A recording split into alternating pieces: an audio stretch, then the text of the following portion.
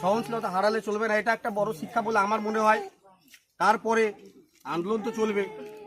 আর সব থেকে বড় কথা, এখন সপ্তাহখানেকের ভেতরে যেটা আমাদের ভারতবর্ষের অলিন্দ বলতে পারো, এক সময় ভারতবর্ষের রাজধানীও ছিল কলকাতা, সেই কলকাতার বুকে অবস্থিত আরজিকর একটা মেডিকেল কলেজ, সেখানে যে সমস্ত ঘটনাগুলো ঘটছে হয়তো বাচ্চারা জানে না, কিন্তু যারা একটু আমরা টিভি দেখি বা খবরের কাগজ পড়ি, আমরা কিন্তু খুব সহজেই এখন খবরটা হাতে হাতে ফেরে আমরা কিন্তু দেখতে পাই যে কিভাবে একটা শিক্ষিতা, একটা আগামীর ভবিষ্যৎ, একটা নার্স বলবো না, ডাক্তার, সেই ডাক্তারের উপরে অকথ্য অত্যাচার করে তাকে কিভাবে খুন করা হলো, কে খুন করেছে না করেছে এই নিয়ে প্রচুর চাপানুতার চলছে।